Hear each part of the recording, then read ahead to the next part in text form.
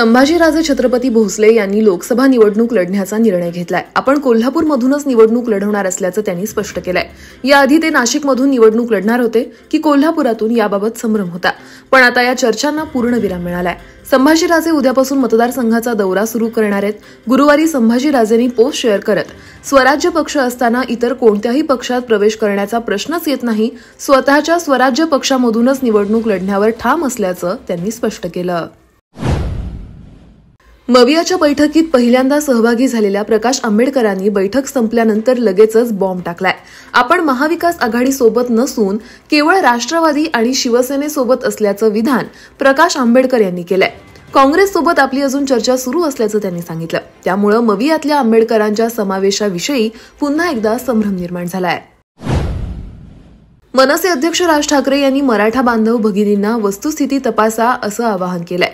राजकीय अजेंड्याखाली गर्दी जमवून तुम्हाला नेलं जातंय का याचा विचार करा असं राज ठाकरे म्हणाले।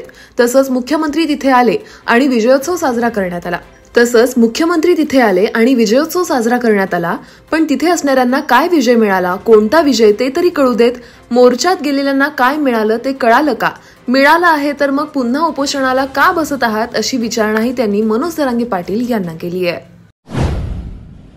राज्याचे माजी मुख्यमंत्री उद्धव ठाकरेंच्या रायगड दौऱ्यावरून भारतीय जनता पार्टीचे नेते आशिष शेलार आणि शरद पवार गटाचे नेते जितेंद्र आव्हाड यांच्यामध्ये सोशल मीडियावर बाचाबाची झाल्याचं पाहायला मिळतंय।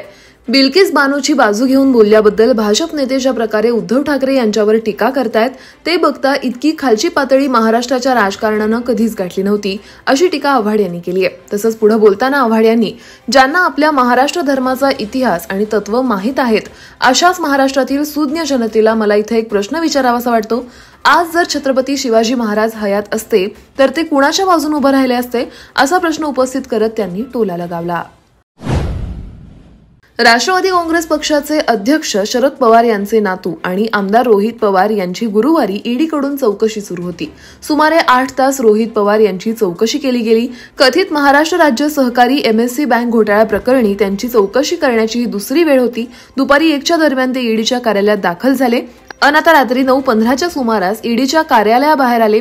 यापूर्वी त्यांची 11 तासांहून अधिक काळ चौकशी करण्यात आली होती। या चौकशीनंतर रोहित पवार यांनी सांगितलं की ईडीनं काही कागदपत्र देण्यासाठी 8 फेब्रुवारीला पुन्हा त्यांना बोलवलंय।